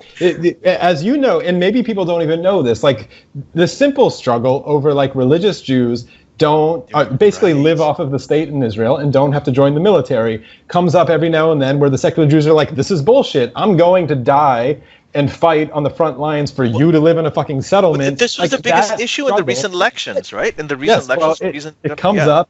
But Netanyahu, back to that cartoon. Netanyahu's a very savvy politician. Can I respond to that before you move on? Yeah, go on. Yeah. Because the Christian fundamentalists in the United States are also being more clever than the secular. Like the thing is that the religious people, they get together, they get organized, they get political, they voted for Trump even though he wasn't really Christian, but now they're getting Supreme Court, justice. Like these atheists and these secularists, they have their numbers, they're growing, and they're like, oh, I'm not going to join a movement because it looks like too much like a religion. I'm not going to create a community because, I left religion because I didn't like these things. Why should I join a community? Why should we get political? Well, great job. Now they're winning. They're getting together. They're organizing, and they're taking the Muslim Brotherhood. Muslim Brotherhood is another example of a thing that organized while dictators were in power, and the only democratically elected leader of Egypt ever has been Mohammed Morsi, who was the leader of the Muslim Brotherhood. My point is that religious people are right now, with the lower numbers, they're winning globally. They're winning in Israel, they're winning in India, they're winning in the United States, they're winning in Malaysia, they're winning in Indonesia, and we're just sitting back and we're just so happy that our numbers are growing. Our numbers are growing, but it's not giving results because we're not organizing. We're not. I couldn't agree more. But Jay, anyway. Well, yeah, I was as you were in that answer about the religious Jews in Israel, this brought up like a question of the word Zionism, because like I also wanted your take of how you define it and how you heard it defined growing up, because I heard Zionism growing up as a overtly religious position. I know it has shifted a little bit. Like you can. It was never religious. It started completely secular. It can be completely secular. I'm telling you how. Yeah, I disagree with that, but anyway, we'll get to that. But go ahead, finish what you're saying. There is a secular version of it. I don't feel like getting into the Balfour Declaration and all that and going around and getting signatures, but the word Zionism, if it's as benignly defined as the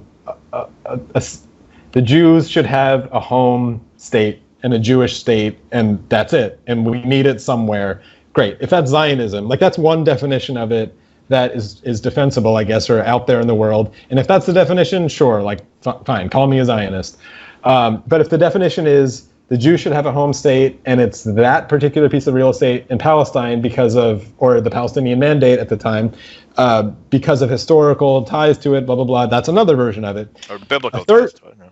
Or biblical. They picked Uganda. They also considered Argentina, Uganda. Yeah. A place. Herzl was an atheist. Actually entertained that, but then that's what I'm saying. It was secular. But it was the Russian Orthodox Jewish community that opposed it. They said no, it has to be in biblical Israel. Yeah. So it started because the third definition of Zionism, and frankly the one that I heard mostly growing up, although I'm willing to like whatever words change, is an overtly religious one of the chosen people and the chosen land, and that's our land, and that's the end of the story for purely religious reasons.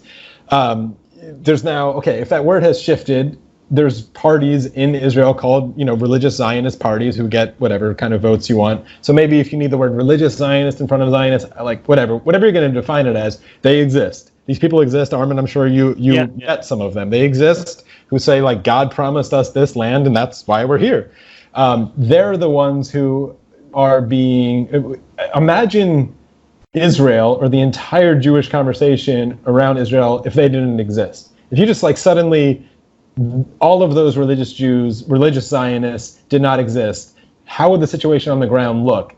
And I think you would have to be really, really silly to not see that it would look much worse, as Ali was suggesting, for Netanyahu and his plans or his hunches or whatever kind of situation he wants. Without those people, right, Israel would look quite different. If you ask me, quite better. Maybe you would be closer to a two-state solution. I don't know who the hell would go live in the settlements that you're building. There's all kinds of different conversations that would happen. And those are the people specifically that have influence, again, over. It manifests itself in American politics and clearly through Netanyahu and the political parties in Israel. That's what, again, back to that cartoon, I think it maybe, again, not perfectly is commenting on, but trying to comment on. And my challenge stands of criticize that pipeline that I just talked about, which at the end of that pipeline is crazy religious people. Criticize that in cartoon form without being called an anti-Semite. Well, I used to say go ahead and publish it in the New York Times. Now apparently they're not going to. But they're not going. So that's an interesting challenge. It's like, you make a cartoon, right, that criticizes Israeli policy and all that legitimately, right? And specifically the role of the religious Jews community in Israel, yes, on the government, and then that sort of pipeline that comes down and has, because actually even to sharpen it even a little more. And maybe this is what that cartoon is trying to do. People have interpreted the Trump wearing the yarmulke in a lot of different ways as like a fake Jew. Does he even know he's wearing it because he's blind, et cetera, et cetera.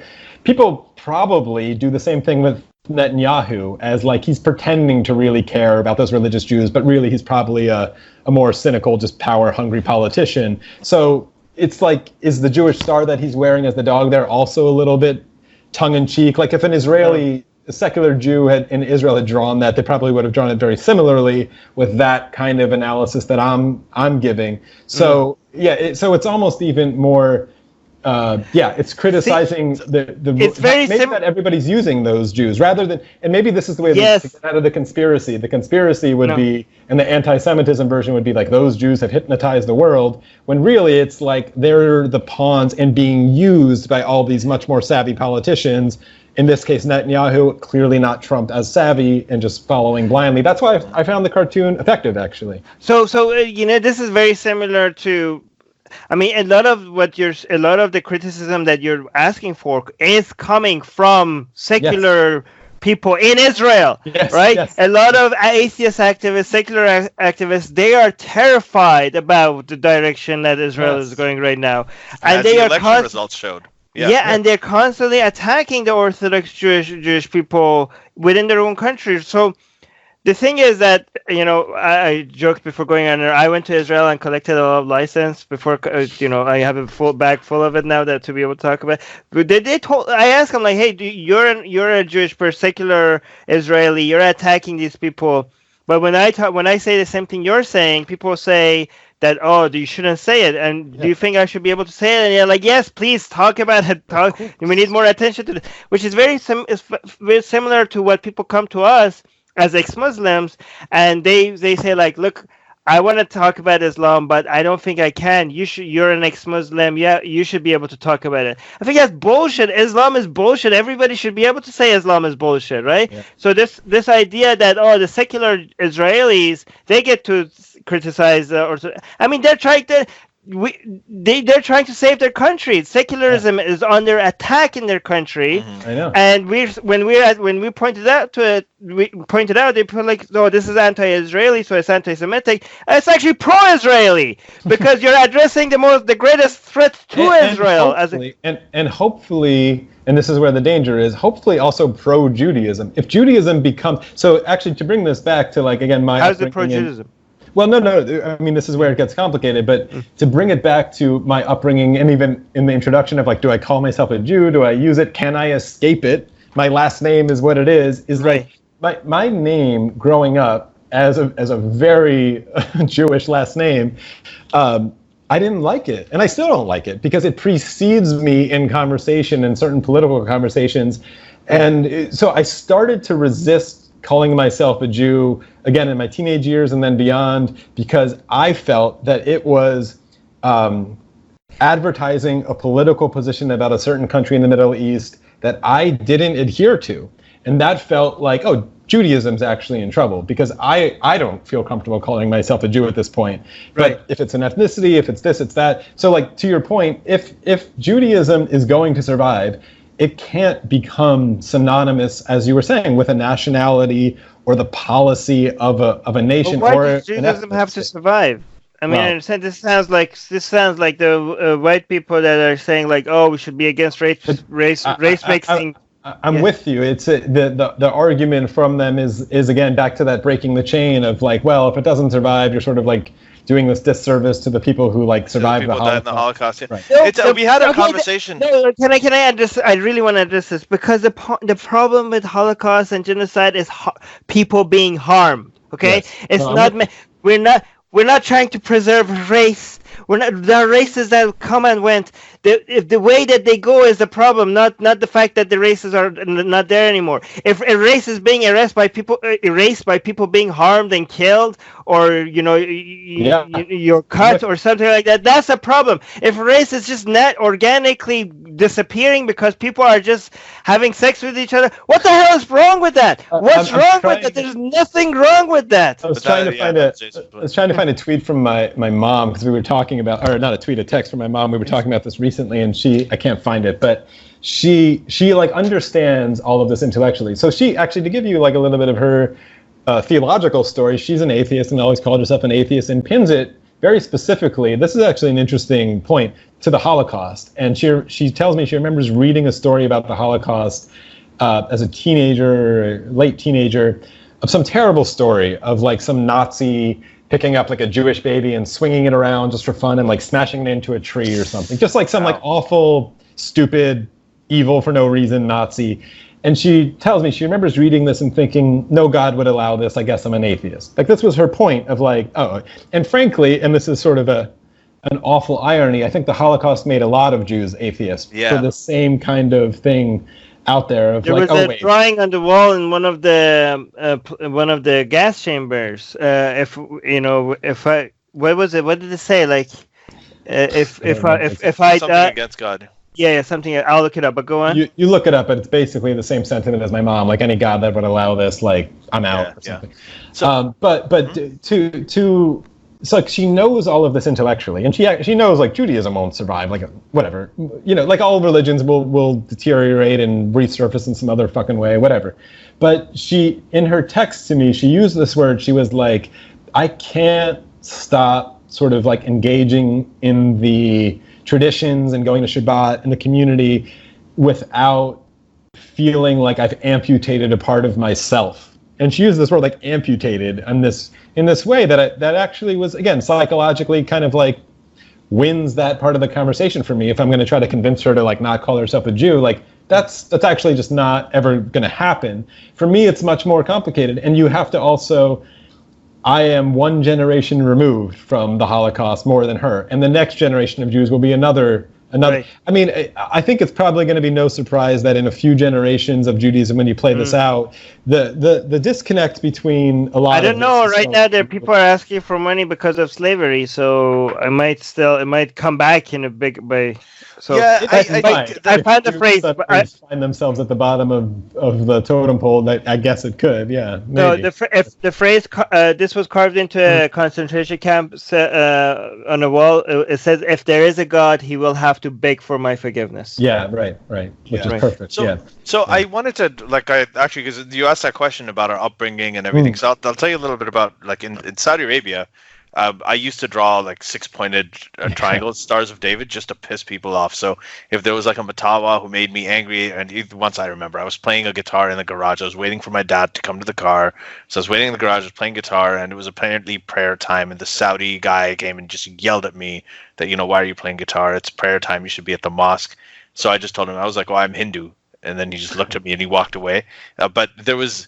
And then I remember, doing something where I'd draw a Star of David just where I knew that he'd find it and it would piss him off. So, I mean, that's how much they hated it. I wrote in my book about how, we were making snowflakes. But this kind of psychology you just talked about is basically manifesting itself with the ex-Muslim community. In some ways, maybe they're performing live on the internet because they know other people might see it, of like, look, I put an Israeli flag. They're trying to trigger their Muslims that are like, they're trying to, basically they know that this is the most demonic thing that they could show them or support. So they're like, it's kind of like a Trump vote where a lot of people voted for Trump just to piss off some other people.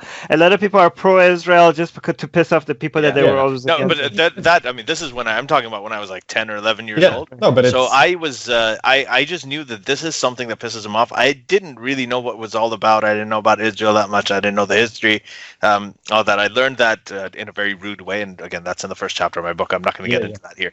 So we were, and when I grew older, I mean, the thing that the biggest grievance that they had about Israel was its formation, like just the idea that they went in, that they're, this was, yes, they were persecuted. A lot of people said that, yes, they were persecuted. That doesn't mean you go into another land, throw millions of people out of their homes, and then, or well, I think a million people out of their homes, and then, build your land there, and they can never return, and then you occupy them on top of that, and all the stuff. So that was the issue. That was the injustice, which I still think. I think that was an injustice. I think that is a history of many, many countries. It's happened that way. They were formed that way. I think it's been 70 years. I always point out to people in Pakistan, they always complain about Israel's formation. I always tell them, no, well, Pakistan was formed the exact same way. I mean, you had an exchange of people, but there were 14 million people. Who were Pakistan's a country based on religion. Also, it was based on and also have their religious symbol on the flag, just like Israel. So created around the same time, 1947, 1948, right? So there was this this idea that a lot of people, a lot of Hindus, Sikhs, non-Muslims were displaced. They had to leave their homes in what's now Pakistan, and a lot of Muslims left their homes in India, and there was a lot of violence, a lot of people killed. So it's a very, very similar thing. So that's not unique. The point is now it's here, and obviously it has a right to exist. So now I think the grievances are mainly, it was about the settlements. But what we were taught a mixture of this whole thing about Jews are evil. Jews own the media. Jews have a lot of money. Don't trust the Jews. Israel is a country there, and then America supports them. And the question was, why do you think America supports them? They don't have oil like Saudi Arabia. They don't have anything else. They don't have a lot of amazing resources. So why does America have? America put sanctions on Israel at some point. Do you guys know that? Well, yeah, but the point is, just generally, there was a lot of support, and a lot of it has to do with the second coming of Christ, and has happened there.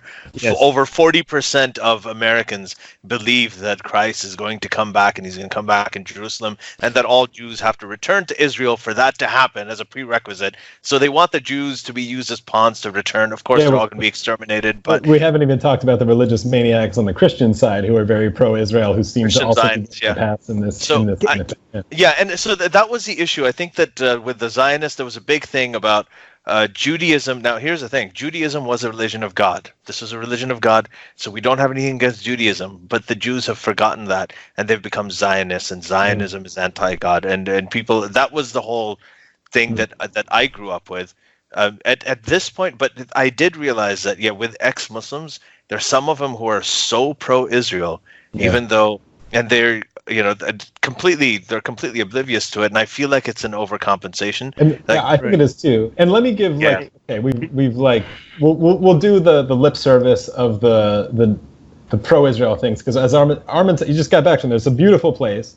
Yeah. And all the famous one-liners are true. It's the only place in the Middle East where it's totally safe to be gay, and all this, It's a low standard, though. The neighbors are low standard for. Yeah. I also wanted one interruption. Sorry, Armin. But the first country to give Arab women the right to vote was Israel. Right. As well. So I'm not overcompensating. I have a lot of problems with it. But that's all of that is true, and all of that is why, again, the performative of being pro-Israel. It's great. Like Israel is doing a lot of good things. My thing with it is just very specific of the criticism of a religious sect in it, and a religious minority that has undue sway and undue influence because of the cover that we're talking about. With that, if they get criticized, you get called an anti-Semite. Is there any way to do that? No one seems to be able to be parsing that in any way that is getting away with it. Even in American politics, and then I don't know if, Armin, you went to Ramallah. I did. So the interesting thing about also, which we haven't even talked about, the right of return. So of course there's the Nakba, as they call it, of the disaster, of the formation and all that. Call it. You can't call it that in Israel, by the way. You can't call it the Nakba when you're in Israel, but you could call it that. They certainly can call that. I don't know if you saw some of the graffiti there too. There's some interesting graffiti in Ramallah that has Stars of David that are sort of mixed with swastikas, and like it's pretty overt. Some of the, or if you saw the wall, everyone famously, of course, on the wall on the Israel side is totally clean. The Palestinian side is like totally really graffiti and really interesting stuff actually.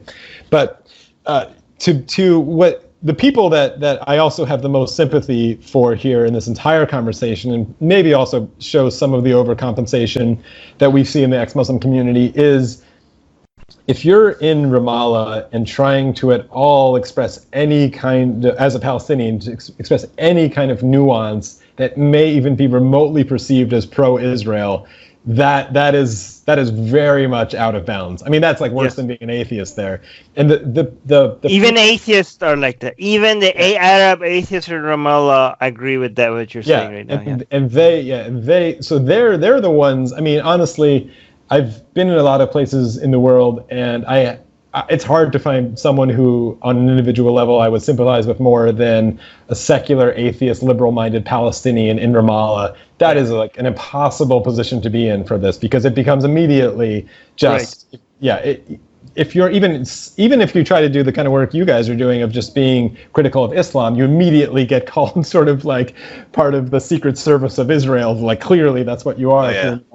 So the performative aspect of ex-Muslims being very pro-Israel might also be a signal to those people of like, it's okay to do that, or you have friends here or whatever. Like, obviously the psychology here is pretty complicated. And the only point that I'm trying to make out is there's a group of religious maniacs that are getting it passed because of this behavior. Right. And there's real cost to it. There's actual real cost to it that we've all seen. So it's like a fairly specific thing, but hard pressed to not see it as a modern day blasphemy taboo at this point to criticize those people.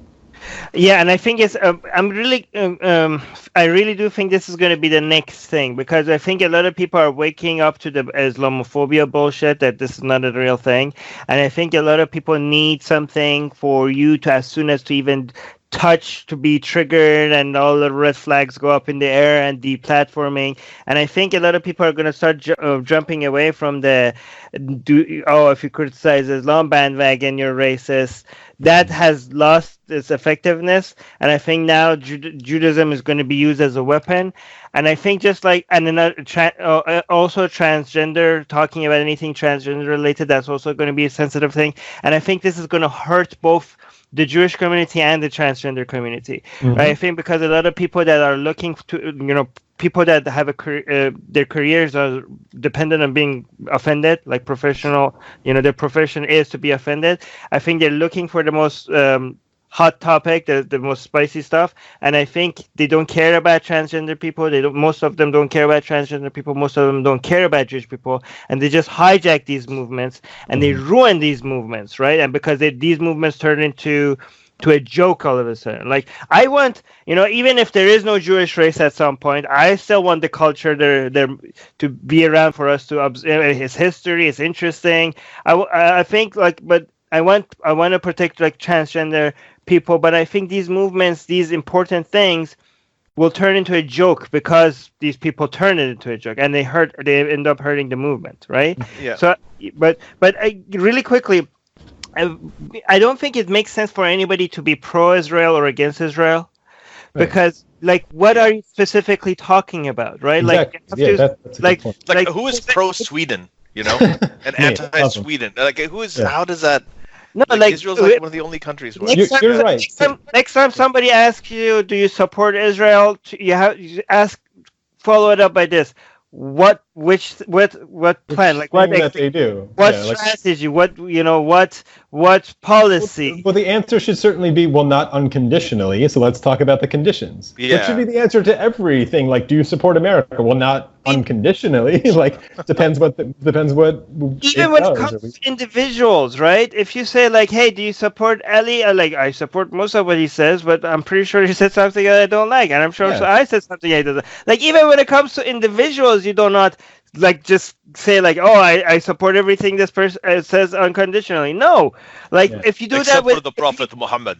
If you do not do that with individuals, how could you do that with an entire freaking country? Like, are you serious? That's a great point. Yeah. Right. This is one of the. So I actually. A lot of my thoughts on this, I wrote in an article in HuffPost, and I felt like I had to get that out, and I never felt like I had to write anything after that. And it's called 7 Things to Consider Before Choosing Sides in the Mideast Conflict. I'll send you a link to it if you haven't read it. But it was exactly the point. This whole idea of being pro-Israel, anti-Israel, pro-Palestinian, So I kind of parsed it. I was like, I despise Hamas. I oppose the settlements. I oppose the occupation. I don't like, the corruption that's happening with Fatah.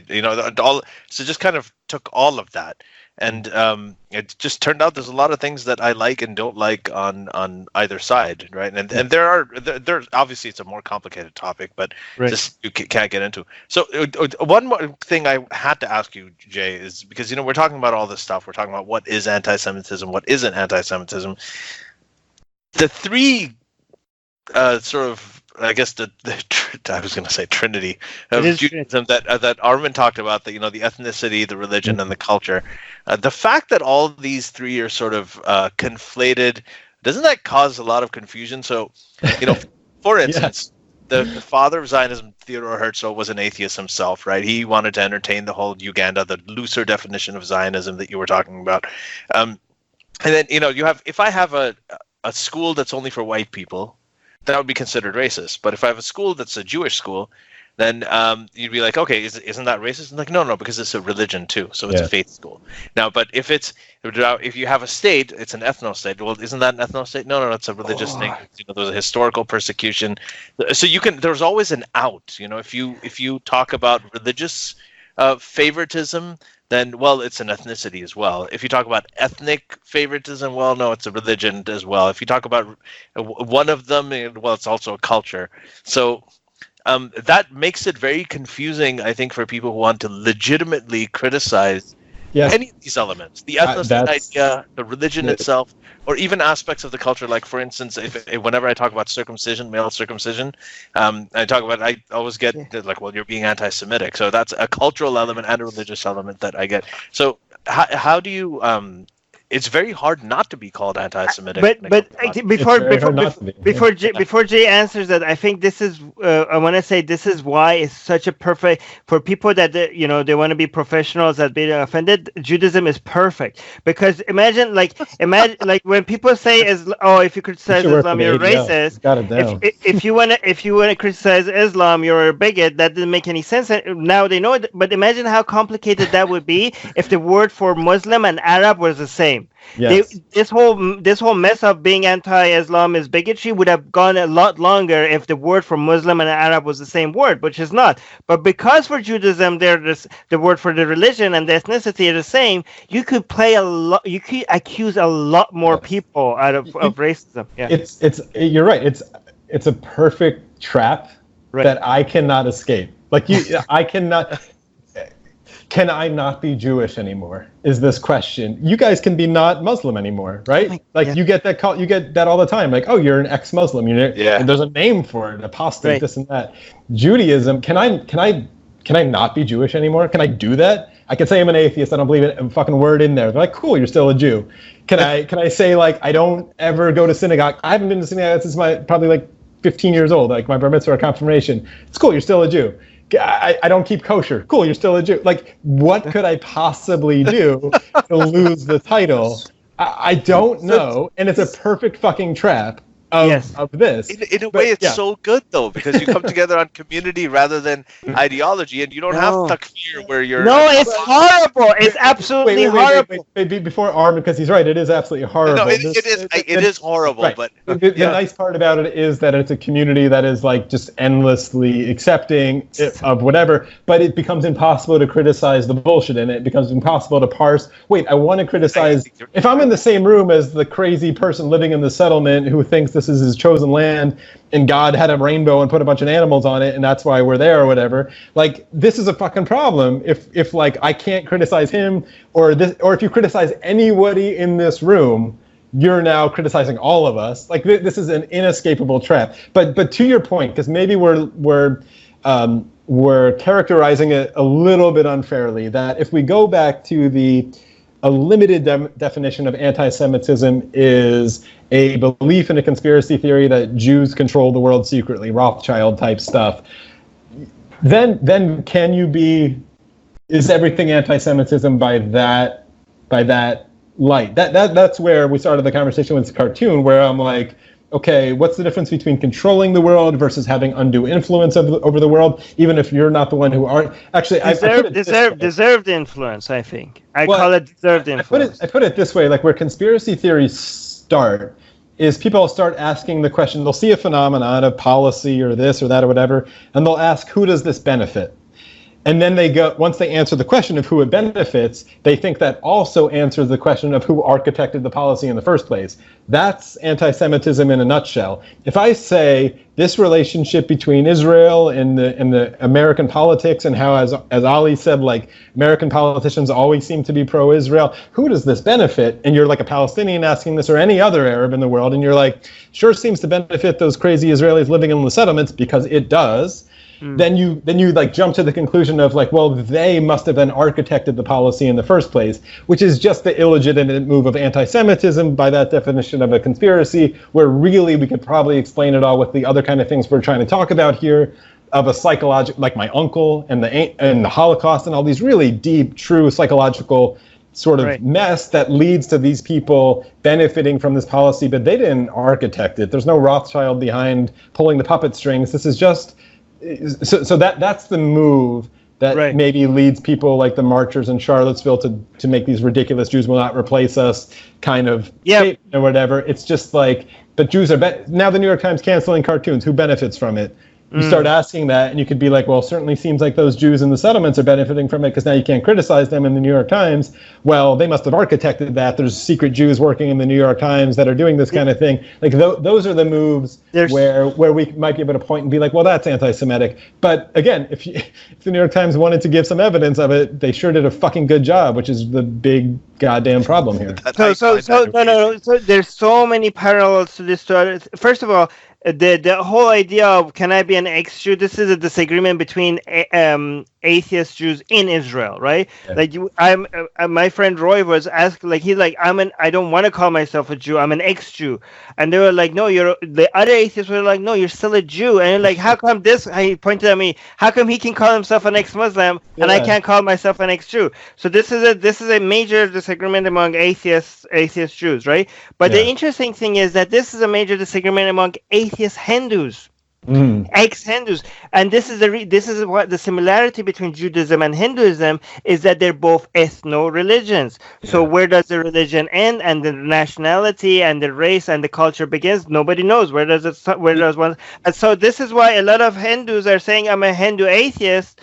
And people are like, what the hell? That doesn't make sense. That's a contradiction. Are you a Hindu or are you an atheist? And other people are like, sorry, just to interrupt. It seems the only way I could lose the Jew label would be to convert to another religion, because then they're like, oh, okay, cool, now you're a Christian or whatever. If I like go through some process in some other religion, that gets me out of it. But being an atheist doesn't let me get out of Judaism, because they somehow co-opt that as well. That's right, because like I'm fucked. No, but it's very. But what I'm saying is that this is something that the Hindu atheists are struggling with, which shows that it's not unique. It shows that it's the nature of the religion that makes it an ethno, that makes it a struggle. A lot of Hindus, and a lot of ex-Hindus. Can I give a hopeful, like, as a hopeful turn, as of course we're all atheists in this conversation, but as a hopeful turn, in some ways, it's an admission that they know that, like, that it's cool to be an atheist in some way, where like they want to still keep me in their club because they know that like I'm kind of smart and I kind of have my shit together, and they're like, like, okay, no, he's still one of us, because they, in some ways, when the Muslim community, like, that's again, your experience way better than I, Ali, but when I read the title of your book, it was aspirational in this way, in some way, of being like, if you get to the point where this argument is happening in Islam, maybe that'll be a good thing, where they sort of admit that atheists are still good people, or like still in the tribe. Anyway, you have to wait until I finish my point, because go ahead, finish your point. Because one thing else you mentioned is that it's good for community. I think ex-Muslims have shown that you don't need that for a community. I think ex-Muslims of North America have shown like you could build communities based on being an ex-Jew. You could build communities based on being ex-Hindu. So for people like, oh, I'm going to keep a label because we need community, that's bullshit. That's bullshit. You don't need that. You can make entire new communities and don't just say I'm an atheist Jew. For the sake of making this clear that you have abandoned this religion, say I'm an atheist, ex-Jewish atheist, make that popular, make that trending, build communities based on that X label. Not Muslim, ex-Muslim, not Hindu, ex-Hindu. Make that a thing. If you could still, if you're like, oh, but I'm connected to all this thing and history, well, that's great, because ex-Muslim, ex-Hindu, ex-Jewish still has that Jewish thing in there, shows the connection that you have with that past, but you're also making it clear where you stand by putting that X right in front of it. You know, we had a conversation with David Silverman, who is the former head of American Atheists, and the whole thing, we had a really interesting conversation, but he doesn't call himself Jewish anymore.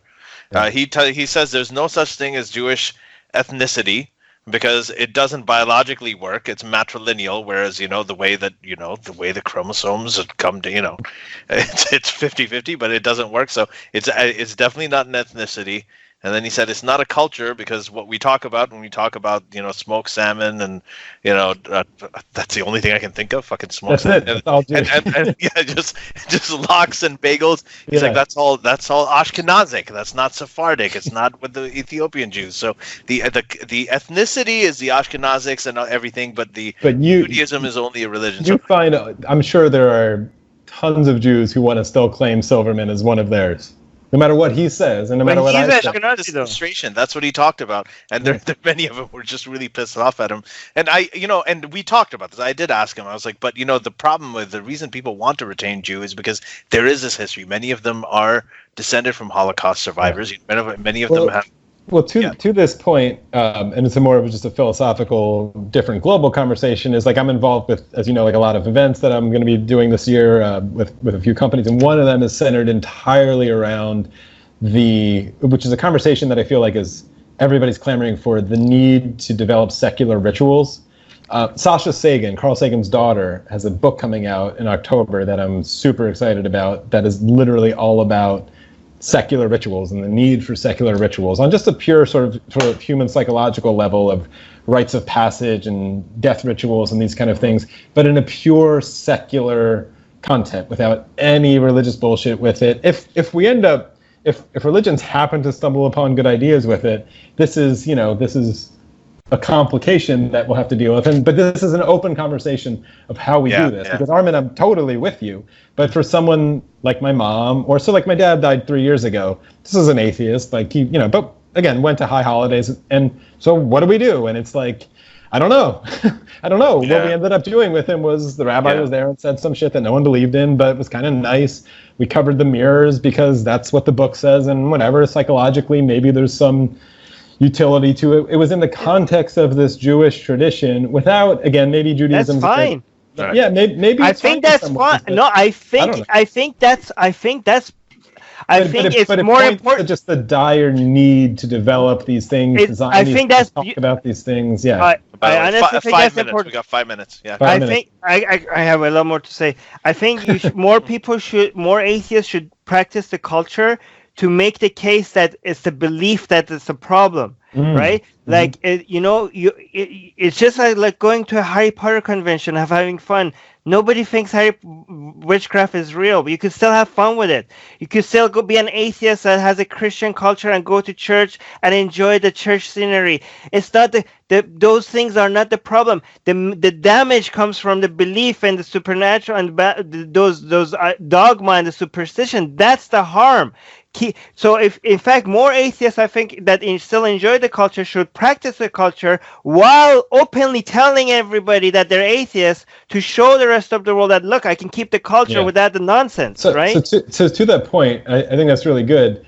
What I've been clamoring for is to sever, because I was trying to relate what you just said and map it onto the Israel question and the Jewish question, which is not so easy, and that's the problem with it, is can we completely sever the question of Israel's policies in the Middle East and behavior in the Middle East into a purely political question that is totally devoid of religious conversation. And that would be the goal, to do that, completely sever that from that conversation. And that's been the struggle my entire life, where there's a lot of people now, and obviously including Netanyahu, who want to blur that line and have, I think, successfully blurred that line to where it is you can't sever it. So now if you criticize one, you're an anti-Semite, no matter which one you criticize.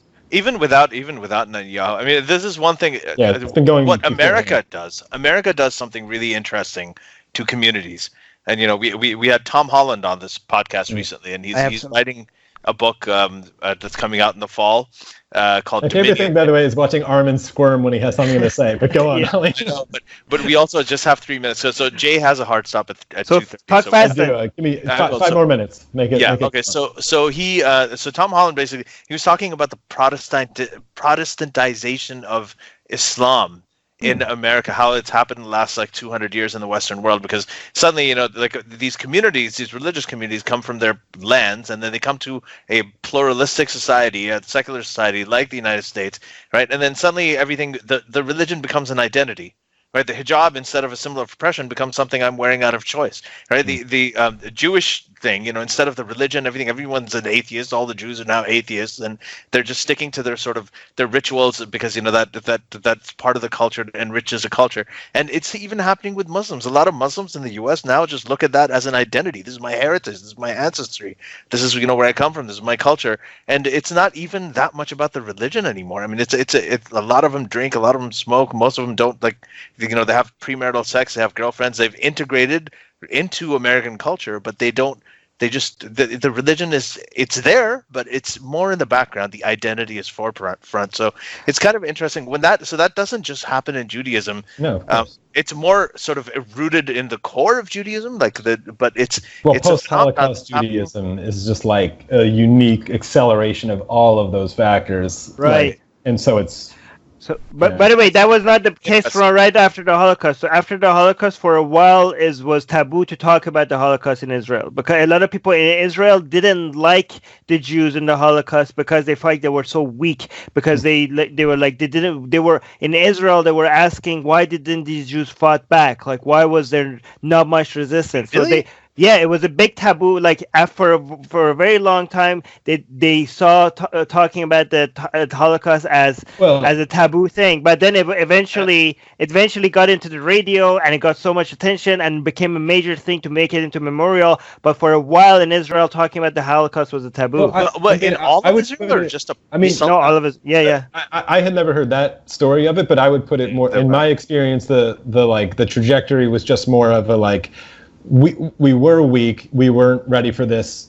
More of the never again. So the never again thing becomes obviously like a watch out for evil, never again, but also give me my fucking gun, never again. It's we'll never be weak again. Was more that's the message that I got more of looking down. Yeah, but that's an evolution of the message, because the message was pretty rapid. I don't know. It was very fast, but at the beginning it was fuck this shit. We're strong. We're gonna defend ourselves. That's the whole point of Israel.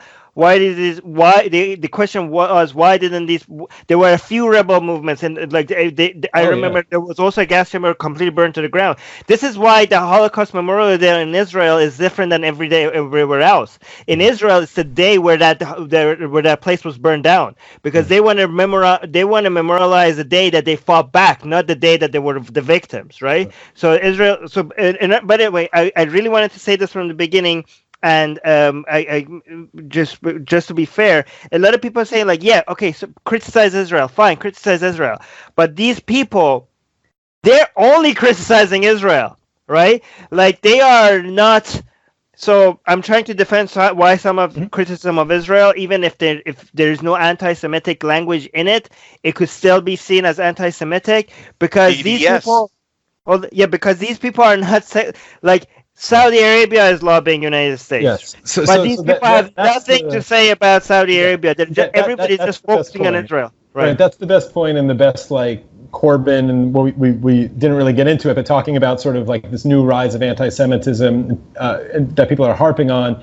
I think you nailed it. It's we're in this conversation seemingly dissatisfied with the response of just calling them anti-Semites. It's actually you just have to call them hypocrites, which is a better word, frankly, for what they're doing. It's like, but it might be it might be clever anti-Semitism because they know they can't say, yeah. It might be, but if we define it as maybe accurately and hopefully as importantly as maybe we can do in a conversation like this about a conspiracy, then it might not be.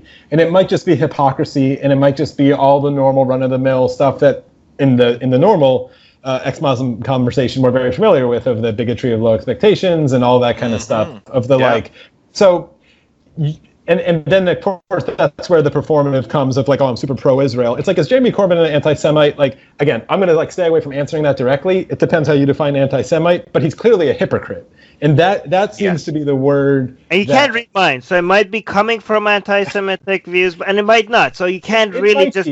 It might be, but if and he's aligned with anti-Semites. If you say something like Hamas, who clearly is like the party line is very anti-Semitic overtly, and in the conspiracy we talked about, he's aligned with them. He gives them a pass. Does that mean anyway? Calling him a hypocrite is definitely something that we should be doing, and the hypocrisy that we see about the UN and the million sanctions against Israel and none against everyone else.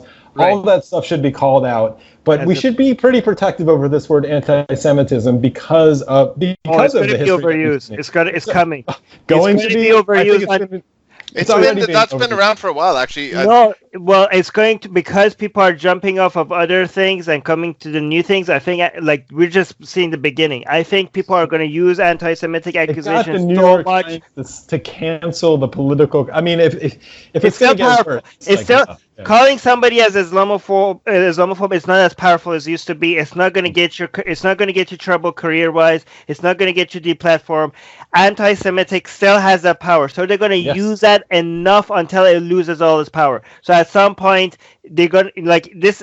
People are still going to use accusations that could get people in trouble. So this is why I think this will be overused. I feel like it was one last thing. Never again. One thing interestingly in Israel, people told me a lot of people are frustrated. A lot of Israelis are frustrated with their government for not calling out the Armenian genocide because of the relationship with Turkey. And they said what happened to never again. We are against one genocide, but we're not against another genocide. Why are we not standing against the Armenian genocide? So that was an interesting thing I saw in Israel. But go ahead. Yeah, I think that a lot of the stuff with Israel, criticism of Israel. I remember in the 80s when I was growing up, there was no internet at that time, so you didn't have people from Gaza uploading videos onto Twitter and onto YouTube. All you really had was your main newspapers, and all of the coverage was from Israel, so people didn't really know what was going on at that point.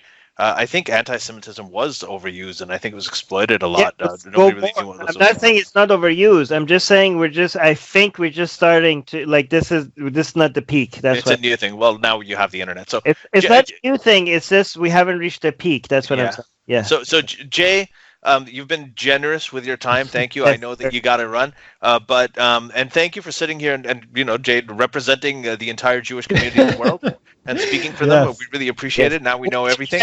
To give you an ex-Muslim license in return for your Jew license. Oh, so I think I earned that license a long time ago. You're an honorary ex-Muslim.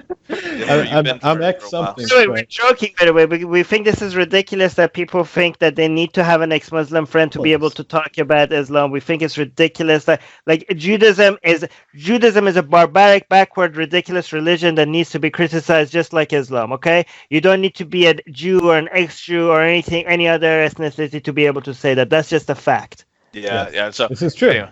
Anyway. not anti-Semitic. Yeah. So we're ending it on a nice, like, atheistic, thing. So thanks, Jay. We really appreciate it. This was great, and I have so many other questions to ask you, but we could dive into it again. Yes, please. I think this conversation. Yeah, I don't think we've seen the end of the madness of. Honestly, whatever. We didn't even talk enough about. Yeah, you've got notes. We didn't even talk enough about how furious I am at the New York Times and the history. I mean, like, just to end it on how infuriating that decision is. I mean, I'm a huge fan of political cartoons. And in high school, I did an entire report on the history of political cartooning as this influence. I want to give a pitch to a documentary that's not mine. You guys would love it, actually. It's called The Cartoonists. Vanguards of Democracy or something. I started at a film festival years ago, but it's a great profile of political cartoonists from all over the world. I think it followed like 8 or 10 of them. Yeah. And it's phenomenal. Like, everybody should see it in light of this ridiculous New York Times bullshit. See that film, understand the kind of, it's like, it's a joke, right? But like, that satire is like the most dangerous job in the world right now. It's fucking crazy. Of course, it could get you killed, and as we know, but it can certainly get you fired. But anyway, go see that movie, support cartoonists, let them draw whatever they want. And my challenge still stands. If anybody cares to try to do it, post it, be my guest. It has to fit those criteria, criticize what I'm talking about in cartoon form, the U.S.'s relationship to Israel, and specifically its religious wingnuts who have this influence. Go ahead and lampoon it in a cartoon. And that is not anti-Semitic. That right? is not called going to be called anti-Semitic. Yes. Yeah. And also watch Jay's film Islam and the Future of Tolerance. Yes. Excellent. It's available on Amazon, Vimeo. The work's pretty much everywhere, and it's great. Where can people follow you? Too. Huh? Where can Twitter Jay_Shapiro. Okay. You'll find me. That's mostly where I hang out when I'm on the internet. I've got a bunch of fun new projects coming out too this year that you could keep an eye on. I would love it if you made a documentary on this topic. Yeah. I'm not touching it. I'm not going to touch it on film. You guys do it. Armin did it. We're done. Yeah. No, I'm doing one. I'll give you a pitch of one that I just got the green light for that you're going to like a lot, because it's political, based on there was a Zenith. Do you remember that company? They made TVs and electronics. Oh, yeah. They were an American company. Yeah. A Zenith factory that closed down in 1978 in Sioux City, Iowa. And there's this incredible film that was made in 1978 in the last days of its closing that has these amazing shots of the factory workers, and spends time with them at home and whatnot. We're doing sort of a Where Are They Now version of it. A lot of them are dead.